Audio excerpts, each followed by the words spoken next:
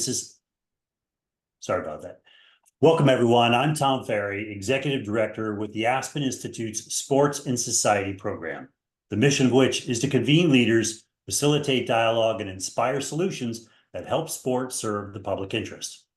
The topic of today's Future of Sports conversation is college sports reform in the public interest, which we'll explore with a panel of experts in sports law, business, media, and history, whose work I greatly admire. I'll introduce them in a moment. What is the public interest? Oxford defines it as that which is to the benefit or advantage of the community as a whole, as opposed to the narrow self-interest pursued by specific parties. It's about seeing the big picture, how institutions impact others, and designing solutions that make life better for as many people as possible. We believe that approach is key to sport delivering on its promise as an agent of progress in our society. To date, the national conversation around NCAA reform has centered on two parties: revenue-producing athletes and the universities they play for. But college sport is not an island. It sits on top of a much larger ecosystem, youth and school sports, which has been reconfigured by the manic chase for scholarships, preferential admission slots, and now NIL. An array of other stakeholders also will be impacted by the model that emerges once the courts and regulators sort out what's allowed. Olympic sports to professional leagues, low-income families to students just trying to cover tuition, even efforts to address public health and climate change. So how to get the new model right? How to reform college sports in the public interest? Over the next hour, we'll put on the table and think through 5 bold ideas that could serve as something of a framework on how to go forward and turn chaos into coherence. Helping me do so are Kevin Blackistone, journalist and professor at the University of Maryland; Victoria Jackson, sports historian and professor at Arizona State; Michael McCann, Sportico legal analyst and law professor at the University of New Hampshire; and David Ridpath, Ohio State University sports professor and author of Alternative Models of Sport Development in America, Solutions to a Crisis in Education and Public Health, for which I was honored to write the foreword. Welcome all, and thanks for joining us. I'd love to have, there's so many great voices in this space, from Andy Schwartz of the Knight Commission to Gabe Feldman to on and on. I'd love to have an even larger panel, but we only have an hour, so it's you guys today who have to carry the water. Before we explore the 5 ideas, several of which are informed by the work of our panelists, but which I am responsible here for packaging, I want to recognize that this conversation is grounded in 2 assumptions. Assumption number 1, that the courts will continue to recognize that the NCAA model cannot continue to be built on antitrust behavior, that it can no longer keep the marketplace from doing what the marketplace wants to do, which is to compete, that universities can no longer pursue all the same revenue streams as professional teams and spend money like professional teams, big stadiums, big coach salaries, fancy locker rooms, travel by charter, all of it.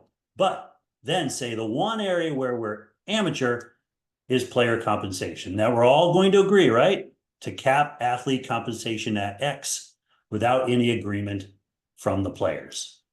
The assumption is the NCAA cannot continue to act like a cartel. The Supreme Court ruled 9-0 against the NCAA in Alston, and since then the association has continued to get no love from judges or regulators, conservative or liberal, on any number of cases. The latest was Friday, when an injunction prevented the NCAA from enforcing key rules related to NIL. That came on the heels of a National Labor Relations Board judge declaring that men's basketball players at Dartmouth are employees. Michael, let me ask you, is it fair to assume that once all of these appeals play out, and there will be appeals, of course, that a new model or models for college sports will have to be built? Yeah, no doubt about it. We're talking now about the end game of what has been a longstanding system in college sports, amateurism. As you said, Tom, it's gotten no love, whether we're talking about somebody conservative or liberal. It's under siege. And as a result, the model will change either by the choice of the NCAA and its members, or it will be forced on them. And I think this is something that the NCAA is not really accustomed to. We know it's a slow moving entity. We know that change has been hard, and that the entity itself is a membership organization. It has a lot of members, about 1,200. So it's very bureaucratic. There are working groups. That system is not adaptive enough. It's not moving fast enough. And I think, as we've seen, courts really don't care if the NCAA is moving fast enough. Courts are going to do what it wants to do, because this is about the law. I mean, even some of the arguments that have come up that, well, if we pay college athletes, we don't have the money. That's not a defense. That's not a legal defense. If somebody's an employee, they're an employee. And it's incumbent on the employer to figure out how to pay. Similarly, what about Title IX? Well, you have to comply with all laws. That's how it works. That's how businesses work. And I think this has been tough for the NCAA. Look, to the credit of the new NCAA president, Charlie Baker, he at least proposed something different last fall. Whether it's good or bad, we can debate it, but he's at least thinking outside the box and trying to push change forward. But it's got to move faster, because the courts don't care about the scheduling of tournaments. They don't care about the academic year. They move and they enforce the law. Yep. Now, assumption number 2 for this conversation is that Congress is unlikely to grant the NCAA the antitrust exemption that it so desperately seeks.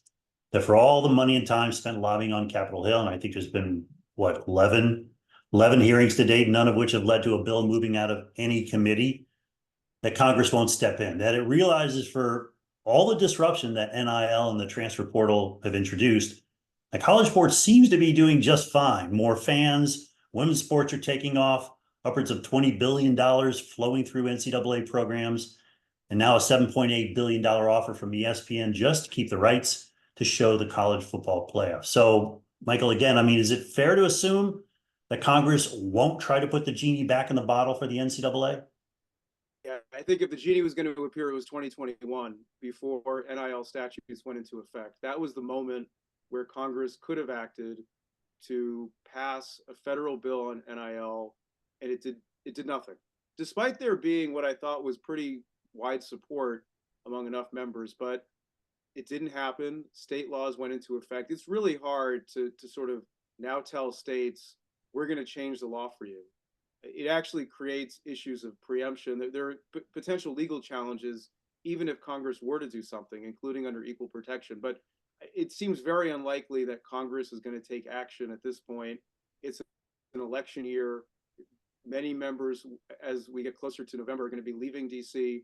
They'll be going back to their districts. They'll also be campaigning for others. So it's really maybe the worst year for the NCAA to be facing these issues, because it's so tough to get things done. And as you mentioned, Tom, 11 hearings over 3, 4, 5 years, and nothing has gotten out of committee. But forget a vote. Nothing's gotten out of committee. And I think it's really hard to think that now suddenly, where Congress, it has all sorts of issues that go well beyond sports that make it difficult to function, that they're going to suddenly join hands, particularly where some of the bills that have been talked about are really controversial. Whether college athletes are employees or whether they're not. Well, that topic is going to interject a lot of division among members of Congress. Similarly, an antitrust exemption. We don't give antitrust exemptions unless they're really deserving. You could argue, why would the NCAA get one when they're losing antitrust cases? If anything, shouldn't they have more antitrust scrutiny? Forget an exemption. So, look, the landscape is not good for the NCAA in Congress. It's not good for the NCAA in courts. And I think unless it pushes its own change will be forced upon it. Yep.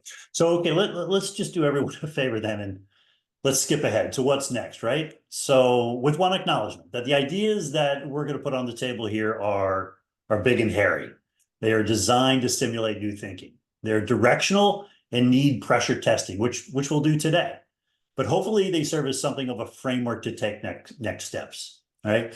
We invite you as the audience. We have several hundred people in here to share your questions in the chat bar. We'll leave room at the end of the session to ask a few. Please also share your thoughts on social. John Solomon on our team will be posting on X at Aspen Inst Sports. Sorry, so let's go to the first idea that I'm proposing that we explore. Number one, professionalize big time college football.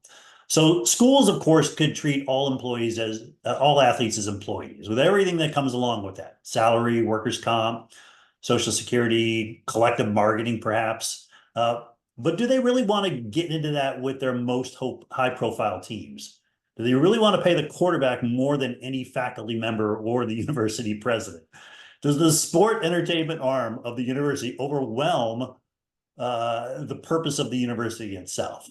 So one option here that I'd like us to explore is start with football and recognize that Power Four conference football, at least, is business first and foremost, more like the NFL than a student activity.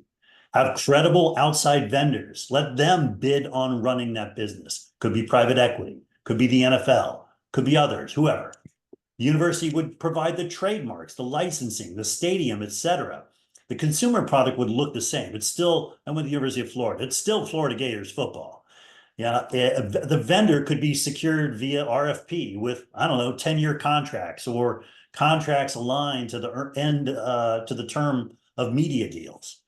Players would be treated by the outside entity as employees with the salary comp. I'm sorry, the salary, the workers' comp, Social Security, OSHA, all that stuff. Education could be part of the compensation package, but athletes wouldn't be required to take the classes in season, and they could use their 5 to 7 years of tuition credits whenever they want, right? Universities would get all the marketing benefits of big time college sports, but fewer of the legal, reputational, and financial risks. They get the stability that comes with collective bargaining, through this third party entity, player transfers, free agency, NIL rules, salary cap, revenue sharing, all of that. But someone else would do that bargaining. It's outsourced again to that approved arm's length entity. Fewer charges of hypocrisy, right? Athletes get what they negotiate for. Fewer antitrust lawsuits, and the cost of defending them in court. So, all right, that's one big idea. Let's go, Dave. Thoughts? Oh, I guess I should just say first, I'm honored to be on the panel with so many stellar people, and thanks again for inviting me, Tom. But yes, I love it. All those ideas, all the above, because I do think if we talked about the genie being out of the bottle, Power Four football, as we call it, is professional football, and it needs to be recognized as such. It is fruitless for colleges and universities to go forward, at least in the sport of football, and you can make arguments with other sports, trying to keep this student model and these eligibility requirements together under the guise of education, when essentially it's a professional sport. And certainly with NILs and even to an extent the stipend, it has been proven beyond any reasonable doubt that the fan base, the TV networks, the sponsors do not care whether the athletes are compensated or not. Colleges and universities already have auxiliaries. We can walk through student centers right now. We'll see a Wendy's, a Subway, other things like that that are based on a college campus. You also dining services, sometimes housing. Those things are already contracted out sometimes to third parties. College football and college sports, maybe to an extent, can also be that way. I think there's many models that we can go, but I do think certainly high-level college football, it's out of the barn. And again, I'm not forgetting about education. I think the athletes can go to school if they want to. They're employees of that school. They would get tuition benefits. I often hear people say, oh my gosh, the scholarship's going to go away. Well, most people that work at a university, including me, and I do have to say Ohio University and not Ohio State, Tom, just have to add that in for my employer. But we get tuition benefits. Our kids get tuition benefits. So you're not losing that. But also it can be negotiated, as you mentioned. It can be educational credits. And I would love to see not even educational credits for that school, but let them take those educational credits on their own timeline and do what they want. If they want to go learn a trade, let them use that money to do that. I think there's many ways to go, just not what we're doing now. Victoria, you wrote a whole paper on this for Arnold Ventures. Thoughts? Yeah, I mean, the cleanest and clearest case for professionalizing a sport would be with college football. Football is a sport apart. It is not like the other sports that are being offered by universities. And if we're talking especially about this top of pyramid class of football programs, I mean, it has been professionalized for a very long time. And because it's only played in one country by athletes from one country, it's been allowed to develop in this just really harmful, exploitative way. Our other college sports are globally integrated, which means there's competition to force better business practices. But we have a closed loop system with football in the United States. And, you know, when it's in the space of higher education, we can claim that it's in service of the athletes and put it on a pedestal of academic excellence. But, you know, I went to the University of North Carolina at Chapel Hill and happened to be there during a high watermark of academic fraud scandal, which really underscored the bifurcated nature of college sports, because I had no idea that was happening because I was a track and field athlete. So I think higher ed knows how to fix this. Higher ed has the excellent people to get to work on this. I do think spinning off football would make this much easier than keeping it in-house for all sorts of reasons. And all of those benefits the university would get that you described, Tom, would still remain. Yep. Kevin, what about basketball? Do we pull out basketball as well? And if so, like which schools? I mean, any that would qualify for the Division I men's tournament? What about the women's, women's teams? Sure. I mean, I think and once again, thanks for putting this panel together. This is great. All the people I interview for the articles that I like to write. But I think this is about revenue generating sports. And I think about what Richard Southall always talks about. There are two sports on every college campus. There are the expenditure sports, which is everything else. And there are the revenue generating sports, which are football and basketball. And so I think basketball is part of this equation.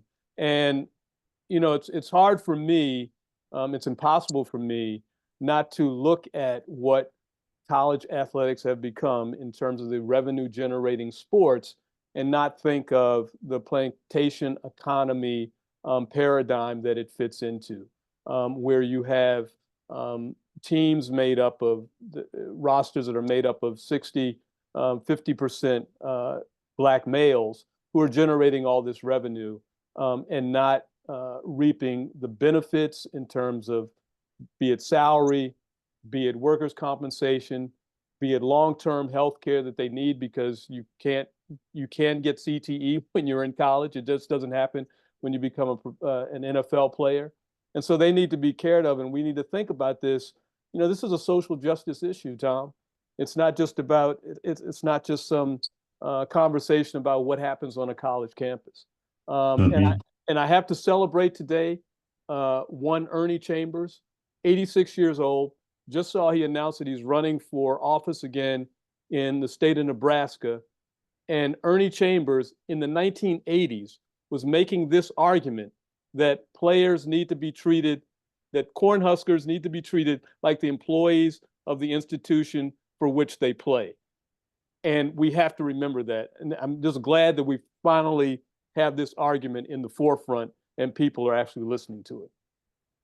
Now, what about Title IX, right? I mean, Title IX will have to be dealt with or amended, or, I mean, how would Title IX look at a scenario where football is outsourced to some third-party entity and those players are treated a certain way, they're employees of that?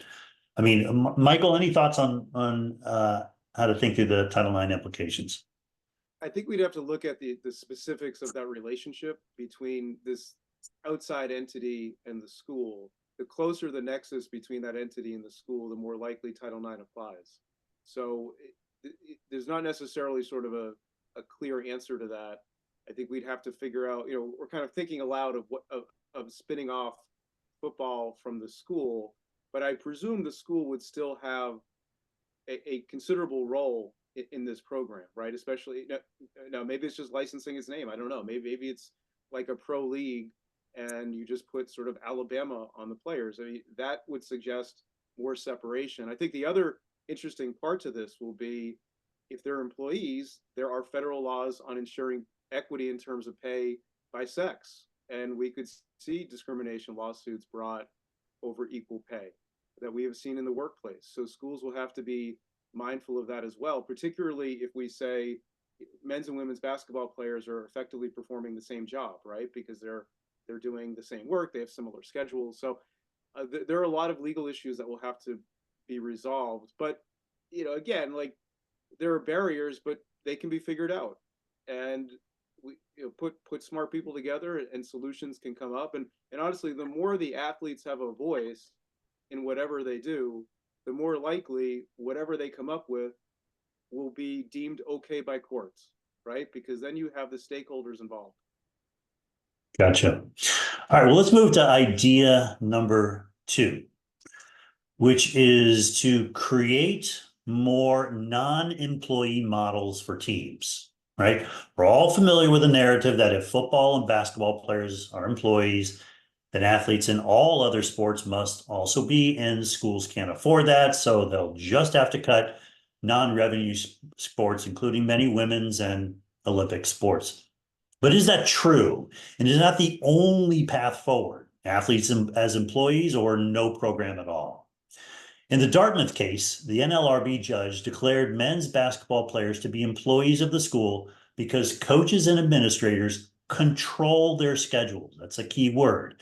And even though Ivy Leaguers don't receive athletic scholarships, they are compensated, another key word, in ways that include astutely, I would argue, having followed the youth sports space and watching parents go crazy over, college opportunities, they include preferential admission slots as recruited athletes as part of that compensation. Michael wrote on this.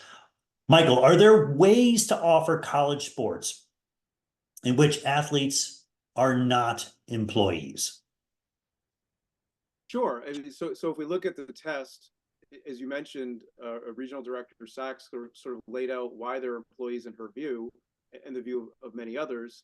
It's control. So I would sort of reverse engineer it. What is a landscape where the athletes aren't being controlled in the same way? A model that may be more akin to how college sports used to be, where it wasn't as if athletes had to spend 40, 50, 60 hours a week on sports, and they had to pick their classes in a way that wasn't going to conflict with practices. So kind of creating a world where they really are primarily students and they're playing a sport. And we've talked about the club model, right? I mean, this is something where athletes could be with club sports. It's not a priority, where there's opportunity to not play without any sort of sanction that could be detrimental to their relationship to the school. There are ways of coming up with college sports that doesn't have the features that are so problematic. And as you noted, Tom, control is a big one. Preferential admissions, or a scholarship, or free stuff. I mean, these are all of these factors. You have to kind of go from the end and go back, I would say. Figuring out, here are the reasons why they're employees, come up with a system that doesn't have those features. Yeah, I mean, let's talk about the club sport model, right? I wrote about the value of club teams back in 2020 when Stanford tried to cancel a bunch of non-revenue NCAA teams. Club teams are run by students, not administrators. So you get around the control issue. Students try out for the teams, but captains, not coaches, make the selections. And students even select a coach if there are resources for a coach. Teams wear the school colors and compete against teams from other colleges, Stanford versus Cal Berkeley rugby, but there is no school sanctioned penalty if the school misses a practice or a game for a physics final. There's no special admissions for these students, so there's no compensation. A school doesn't have to turn students into employees to support these teams. What schools can do if they want is to provide support for club teams, facilities, uniforms, equipment, even dollars for travel or coach salaries. But they just have to let the students control those resources, right, Michael? I mean, this is, as long as the students are in control there, then these clubs can be supported. I mean, this is the way it's done in club sports right now. I've got a nephew who was the captain of the Stanford rugby team, and it's a great experience. My daughter's friend played field hockey at UConn. Great experience. And so I wonder if we're undervaluing this model. I mean, there's less national travel, there's more regional competitions, kind of like how we had before conference realignment that was driven by football and the chase for TV dollars. There's less impact on academics, less of a carbon footprint. We haven't even talked about that with all this conference realignment. And maybe there's more value for the student body. Right now, many universities charge these mandatory hidden fees to students to underwrite NCAA sports. Families hate that if they know about it. What if those fees were redirected to support club and intramural sports instead? I don't know. If I'm a college president who isn't bound by major media and commercial contracts that require control over athlete appearances and commitment, then the enhanced club sport model would be attractive to me. But that's just me. I don't know. Thoughts on the club sport model, Dave? Yeah, no, I really like it, Tom, and I think it is a direction that we can go to have, broad-based sports participation. I mean, I know Andy Schwartz is listening, but one thing that he's been beating the drum on is that schools should be actually adding sports instead of eliminating them. That would actually help the institution's bottom line more. And a club sports model could certainly do that, more of a participatory model. Where I come at this is that other systems then will or should manifest for elite development outside of the educational system. Because again, primarily we're doing our elite sports development within the educational system, with some exceptions, obviously. But for the most part of fielding our many of our professional leagues, our Olympic and national teams, we're using the educational system. If we were moving to more of some sports being a professionalized model and the rest of them being an actual student model and not an employee model, then other systems would need to be created outside of the educational space for the elite athlete. As a country, we still want to succeed internationally athletically, and that's something that we can do. And we have models out there, such as the European club sports model, that we can use. So I actually would love to see many sports de-emphasized at the university level so we could develop elite development models outside that space. Yeah, and that's actually part of the next big idea we want to pump in it. We'll go a little bit deeper on that there. But let me ask you, I mean, what happens to all these coaches and administrators and NCAA compliance people under an enriched club sport kind of environment? I mean, if we cut the bureaucracy, do we cut jobs or do we just cut salaries? Wow. As somebody who was forced out of my job in college athletics, you have to reinvent yourself. I mean, things change all the time. Companies reorganize. Sears doesn't exist anymore. I mean, things happen. I'm not saying that to be flippant, but there's always a place for people who are talented, and you reinvent yourself. There's probably going to be room for compliance people and other people in these new models, but the whole system needs to evolve, and certainly we need to do it administratively also. Gotcha. Victoria, I mean, what or Kevin, let me ask you this: any implications on athletes who just need scholarships to get to college? I mean, if we promote the club sport model more aggressively? Well, I mean, I assume that scholarships could be attached to club sports. Interestingly enough, in my class just this morning, we were talking about feature stories, and one student wants to do a story on the growth of club sports and what that means. And another student raised her hand to point out that she was, in fact, a D3 athlete. And so we have to be reminded that the club model already exists, just under another title. But I concern myself sometimes with the discussion about club sports as to whether or not it's an unfortunate dodge away from the real issue, which is still revenue generating sports. And club sports can be expanded, but are they really a panacea for what happens, as Victoria said, at the top of the pyramid, which is what is really the crux of the problem? Yeah. Victoria, how to protect Olympic sports with, non-employee models? I mean, might there be more, I guess it's sort of a double-barreled question here, but might there be more opportunities for American athletes since, international athletes can't work under student visas that they come over and, they can't be employees. And they come over here for athletic scholarships. So if that model changes in some of these second tier sports. How do we think through those pieces? I mean, this conversation really shows how Olympic sports are following policy not designed for them. They're following policy designed for football, and then they reap the benefits of that. And, you know, a number of years ago, I realized, okay, football is professionalizing. I need to start selling the value of having what we have in the US, which is the world's best U23 sports ecosystem. And that this is valuable to higher ed, and we need to come up with new revenue streams to fund it and show the value it brings to higher ed in the US and the value of having international athletes come and compete here. I don't think that needs to be cut off. I think we need to work hard to continue to support that. It also shows how we have failed in our responsibility to engage in education reform. What we're talking about when we're talking about elite sport is performance art. And the educational value in this performance art has been completely devalued by higher education. That's one workaround to continue to create scholarship opportunities for the world's best athletes to come through. You know, a club sport model with more participation opportunities can coexist with elite Olympic development and world-class competition within college programs.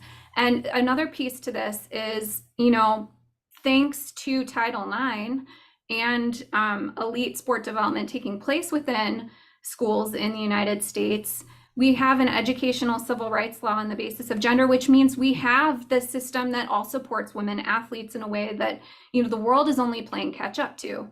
And I mean, this football thing is interesting because only men, I mean, I know women play football too, but this industry is around men's football. The rest of the world has had to reconcile the fact that their manly sport, soccer, has had to start investing in women's teams. We're not seeing that in this professional space in the United States. We don't bet on women's sports in the professional space in the United States. And so I think thinking about what by accident has developed to a certain degree in the school space, we really need to be thoughtful and careful about building this out and protecting it in a way that is not taking from football athletes. This system has for too long taken from football athletes, but we need to figure out how to sell it and work it and let it thrive on its own. All right, well, let's talk about idea number 3, because it begins to overlap with the idea of what you take from football as well. It's create community benefits agreements. Okay, in professional sports, community benefits agreements, CBAs, are often now they're commonly used now to ensure that teams in publicly funded facilities are providing a true public benefit, often with a focus on the needs of marginalized communities. In Atlanta, for instance, the Falcons earmarked $40 million for parks and a job training center. In LA, the Clippers committed $100 million to local projects. And one of the first, such CBAs was at the Staples Center in LA, which where they pledged $1 million to study and upgrade local parks. So what if we brought a version of this model to college sports? Dedicate a cut of fees derived from outsourcing football and maybe basketball to benefit the larger community, however you want to define that community. That could include women's sports, whether NCAA, club, or intramurals, men's non-revenue sports that have been eliminated, high school sports via free coaching clinics, community service programs, access to on-campus facilities. It could be youth programs that improve access to sport for underrepresented populations, which are disproportionately low-income populations are disappearing from college sports in general. If you look across all of the different sports, it's very few first gens are actually playing college sports. It's just so expensive with the youth sports arms race. So informally, colleges are already doing this, right? Football and basketball help pay, as Victoria talked about, for non-revenue sports. The schools are always threatening to cancel teams. And when it comes to youth and school sports, they're really more takers than givers. They're cherry-picking talent developed by high school and club teams. So what is fair to ask of colleges as a community benefit as we go forward? And can we codify those benefits? Let me start with you, Michael. Well, I think it's certainly an intriguing idea, and it would address some of the concerns that we've been talking about. I would say the athletes have to have some voice on this, that it can't be top down. I think that, to me, is an essential element, that so much of college sports is imposed on athletes, that a model where they have an actual voice, whether it's a union, whether it's a trade association, whether it's something else, and they can weigh in on this. So they can offer their views about community benefit and the funding of other sports. I think, to me, there would be a lot of buy-in. And I think I suspect many of them would be supportive. But I do think the element of athlete voice has to be part of it. Yeah. Kevin, you went to Northwestern. I mean, any models in college sports that come to mind? You were talking the other day about Northwestern and a new stadium or arena that was being built. Sure. I mean, I think that there's a way to integrate college communities with the communities that they are in through sports. Just as you laid out with the model of professional sports and what they're having to donate now to the communities that they're in. And we see that in European models as well. And so, how can that be done to better foster relationships between the college community and the community that they're in? Maybe you can avail the arenas, the workout facilities in some way to the people in your community. Certainly in cities right now that are seeing continue to wrestle with gun violence, maybe there's something you can do through athletics and mental health in your community, and gun prevention or violence prevention programs in your community to make a difference. So I think there are a lot of ways that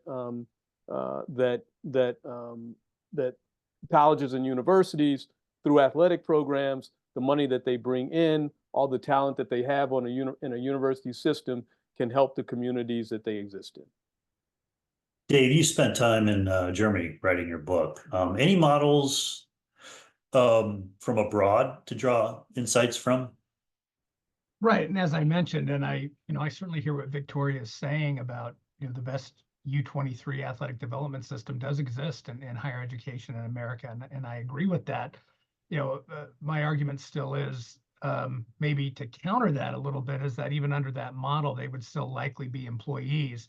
And is that the direction we want to go? Or do we want to just have a few sports under the employee model? Or do we want to separate, again, are they students or employees for the other sports? I tend to think the best way to go is to have a parallel elite development model. Not that scholastic sports or intercollegiate athletics would go away. And I certainly support need-based scholarships and other things that can still happen under that educational model. But I do think in America, we have to take out the bulk of our elite development outside of the educational space. Because we have things right now that I know they're not followed, but the 20-hour work, 20-hour week, the academic eligibility things, and you have people like Katie Ledecky who drop out of school for a year so they can train, for the Olympics. And I'm not saying that still can't be part of it, but we need to have a separate European club sports model from, literally the developmental levels up to the elite development levels, age-appropriate elite development. And we have a template there that we can follow. Now, there's going to be a cost to that. And this is where, again, professional leagues, the government, and even, college and university programs can participate in helping to finance that, as can, gambling and lottery proceeds. I know that, as distasteful as that might sound, we certainly can do something good with it. That's what they do in Europe. And I think we have to have a better way, an alternative way outside the educational space for our athletes. And education can still be a part of it, but education would then be tailored to the elite athlete, not the other way around. Yep. All right, that brings us to the next idea, which is to strengthen elite development pathways. Right. So learn, as Dave talked about, learn from the way that European clubs develop talent. Encourage the NFL, the NBA, and WSL to invest in those pathways, as MLS is doing via academies that groom top players of high school age. All pro leagues now offer to their credit. Entry-level rec programs, 6 to 14 years, 16, 14-year-olds. I mean, low cost. They're filling the gap in recreational programming in a lot of communities of need. What we have, though, is still this missing middle, right? Greater engagement with the 14 to 18-year-olds, which continues to be a mess in many sports, right? Not just grassroots basketball. The pro leagues know what good looks like in athletic development. I mean, we talk with them on a regular basis. They understand the American development model. They know what appropriate training looks like. So, I mean, I personally would love to see them take control of those pipelines and impose their best practices and their ideas around athletic training and their commitment to building healthy communities through sports, right? I think one of the key features is just you have to protect athletes, right? Via adherence to a minimum set of standards aligned with their right, their human right, really, human rights to health, education, and safety. You know, we, within our Project Play initiative at Aspen, have created something called the Children's Bill of Rights in Sports, which is drawn from principles from the UN Convention on the Rights of the Child that, you know, could be useful. But however you get there, standards need to be in place, especially if the marketplace is going to do what the marketplace is going to do. But pull elite pathways out of high schools and let high schools focus on serving the 99% of students who aren't going pro in sports. I would argue it's essential given the mental and physical health crisis that we see today. You know, just 51% of kids now play sports. That's down from 58% pre-pandemic. In fact, we just co-authored a study released yesterday showing that if we can get that up to 63% as a nation by the end of the decade, society will derive $80 billion in benefits. So, I mean, maybe there's also an opportunity in there for NGBs as well to better coordinate its elite athlete pathways. So my question is, like, Kevin, which sports do we do this in? Well, I mean, I think we can do it in a number of sports. We can do it in football. It's already being done. We can do it in basketball. It's already being done. We can do it in tennis. I think it's already being done. By some extension, it's being done in some other Olympic sports. You mentioned Katie Ledecky and swimming, and my daughter happens to go to the school where they have a great natatorium and a fantastic swimming program. But I think the thing we need to recognize is that there are young athletes and their families who, for whatever reasons, because of their development, because of their focus, would do better in that sort of a program. And we already have these sorts of programs, but they're sham programs. That's what the Bishop Sycamore story was all about.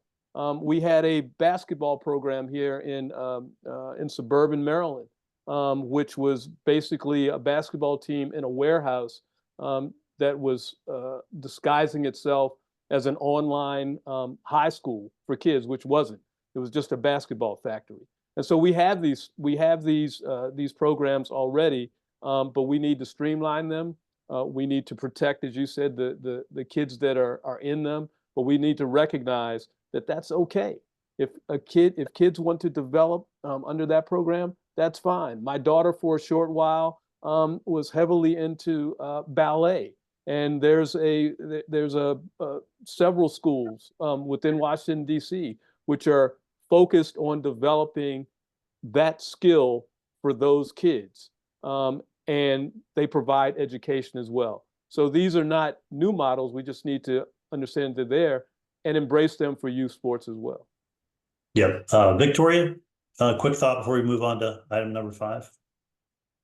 Do you like this model? And thoughts, concerns?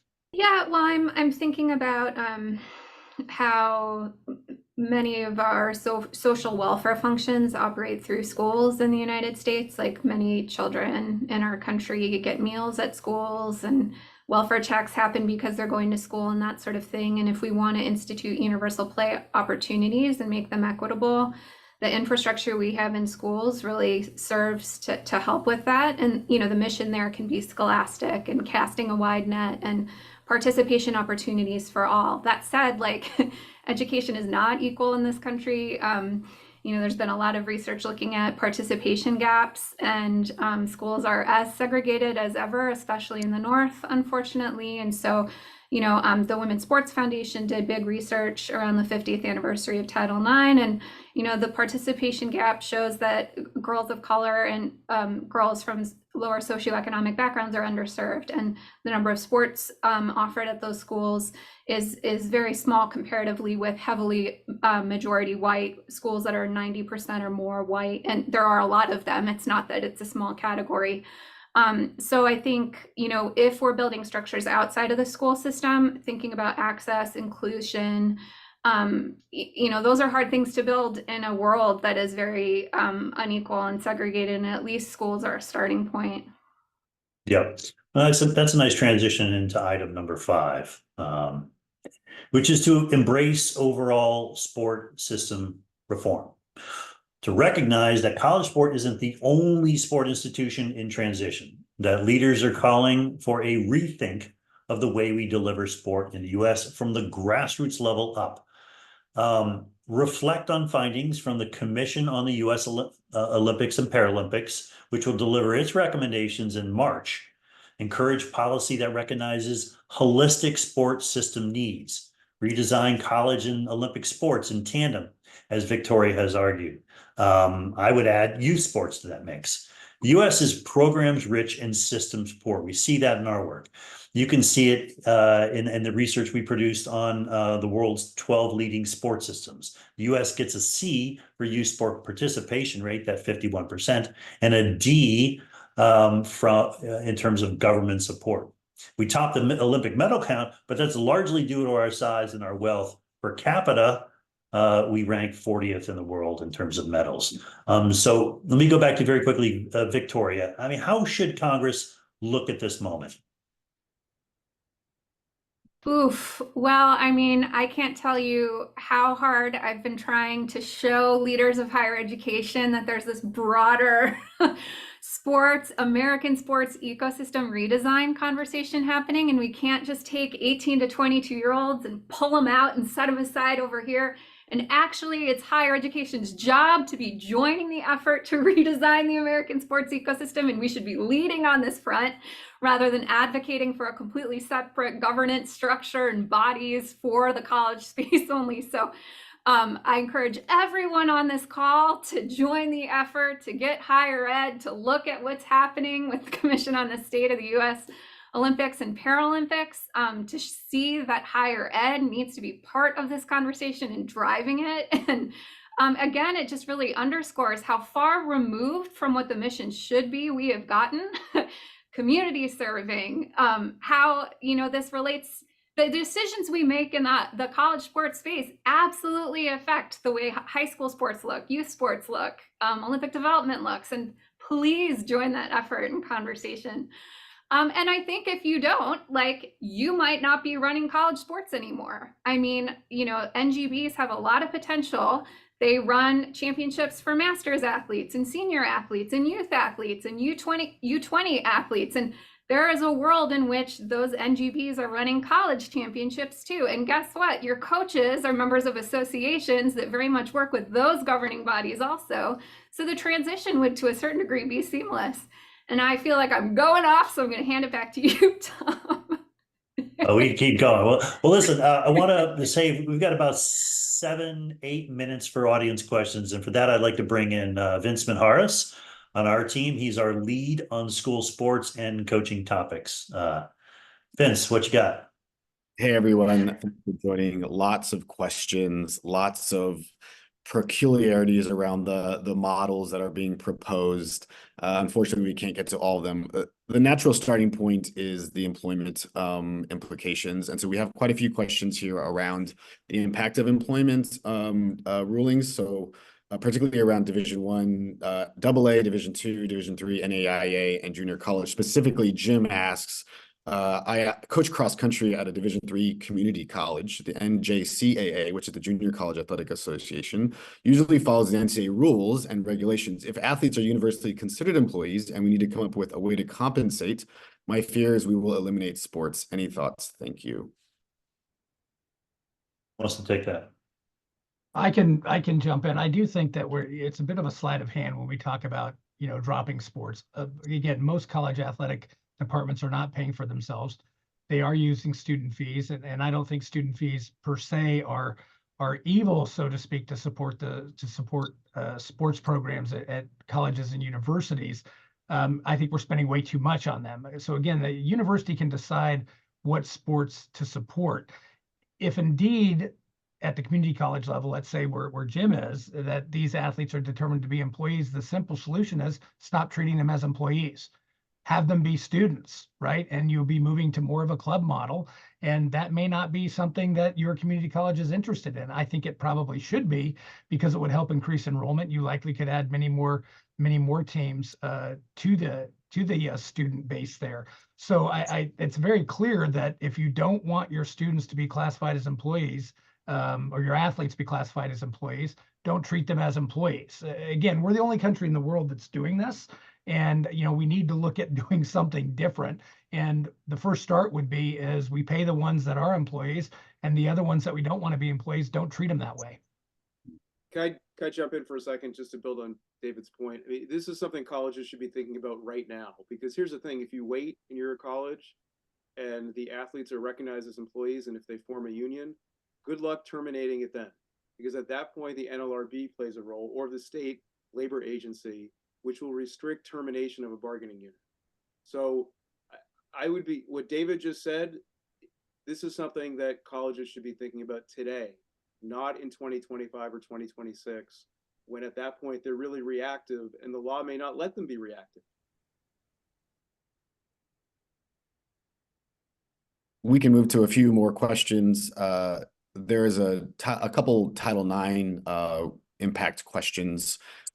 Particularly, how would professionalizing football impact Title IX in terms of participation ratios? Would professionalizing football allow the sport to not be considered in Title IX participation counts in much the same way as university club sports don't count in these counts currently? Big one for the group. I think it's too hard to know in the abstract, because it really depends on what exactly we're talking about in terms of this other entity.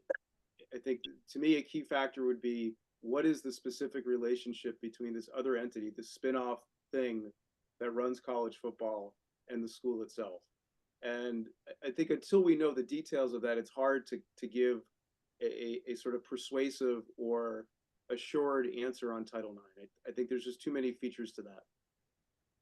I would add, I mean, I'm a historian, and I would add that, Title IX is passed in 1972, and like schools are fighting to try to not have it applied to the athletic space. And when that fails, they try to get like a carve out or exemption from football.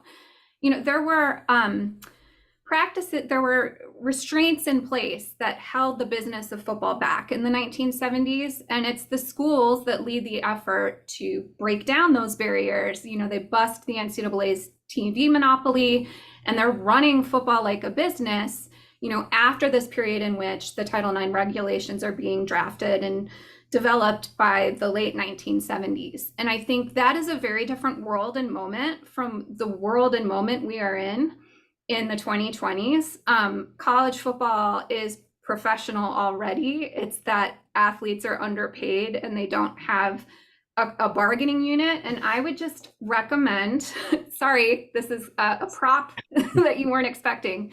This book by Teresa Runstedler, Blackball, is about how Black athletes, bring labor relations and better business practices to professional basketball. That is the moment we're in right now in college sports too. And, we can think about things like participation counts and that, but we really need to prioritize getting professional college football right. And then we can look at, in a sport by sport way, with everything else, mechanisms of gender equity. And with participation counts, I think those need to be sport by sport in a 21st century moment. And I think Victoria and Michael bring up some great points, but as Michael said, the law is the law. Whether a professionalized separation of some sports, football in particular, is going to be entangled enough to trigger Title IX, that's a question that does remain to be seen. But I certainly think it's one that would be tested. But again, the law is still the law. We have to meet gender equity, and as Victoria will say, most colleges and universities aren't doing a great job of it right now, and they tend to just use it as an excuse to try to protect their illegal business practices, candidly.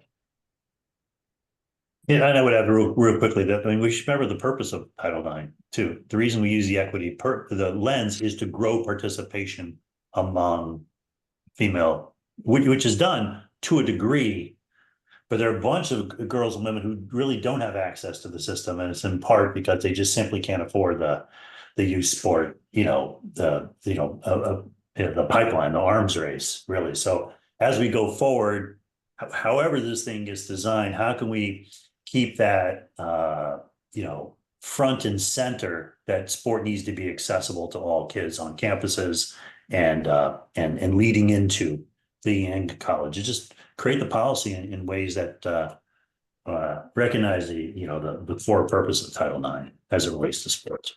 But I would just warn, as Ellen Starowski, who may be on this call, I don't know, wrote many years ago about the danger of using Title IX as a cudgel against the reformation of college athletics. Great. It's probably got time for one more quick question. Last question is in the area of funding of Olympic sports. And there's been a couple of questions about exploring different ways to fund Olympic sports. I think our friend Andy Schwartz has a great question here. And I'll read in full because I think it's excellent. If it's the case that colleges will only support our Olympic movement if they're allowed to deny football and basketball athletes their economic rights, wouldn't it be a better option to let those athletes earn their full and then fund our Olympic movement with a broad tax on all Americans rather than imposing a 100% tax on 85 football and 13 men's basketball athletes per school? Yes, and Andy knows I support this, and it's something that I've recommended in my research, is that the government's got to have skin in the game, whether at the state, federal, local level. 100%. Yeah, we are essentially taxing two sports for the most part to pay for our entire almost entire Olympic development system. It is actually pretty crazy when you look at it. Most of us on this call might have some biases because we live in this country, but when you talk about our system, and I know you've done this, Vince, too, to people who are not familiar with it, they really do give you that look of, are you crazy? And you really have to understand that it is crazy. There's better ways, and having a tax like that is certainly a great way to go forward. Well, listen, thanks, Vince. Thanks, Dave and Kevin and Victoria and Michael for joining us today. It's really been a terrific conversation. In closing, let me offer some perspective. 10 years ago, when I was with ESPN, I broke the story of the Northwestern football players who tried to unionize, right? I was the only reporter with athlete advocate Ramogi Huma and the steelworkers on that cold day in Chicago when they filed union cards with the NLRB. And at the time, to many, it seemed like the wildest of ideas, right? But it was the future. It was really the canary in the coal mine. Nothing changes till everything changes. That's the way it's always been in our society, with systems based on injustice and thin legal logic. So here we are with a once-in-a-lifetime opportunity to build a new model, one that better serves the public interest. My advice is to lean in. Aspen will do its part and facilitate conversation on how to better build a better sports system. I plan to take today's insights and write a fleshed out piece on college sports reform. Thank you all for you made this piece smarter. And when the Olympic Reform Commission report is released this spring, our program will analyze the findings with a special focus on the implications on youth sports. We'll also publish reports, white papers on the opportunity to better support and coordinate sport at various levels: the NGB level, local government, state government, and the federal government. You can read more about our plans regarding sport policy and governance at the link in the chat box. You can also find a replay of today's events. We'll host sessions on these topics at the Project Play Summit, May 14th and 15th in Baltimore. You can register at the link in the chat. The early bird registration rate closes tomorrow, and we're again close to a sellout, so don't wait. Finally, keep up with the latest from our Sports and Society program by registering for our newsletter. Visit as.pn/pp subscribe to sign up. As a subscriber, you'll learn about future resources and events, including the next Future of Sports conversation and our work with Project Play. Thank you for joining us today. Be well and see you next time.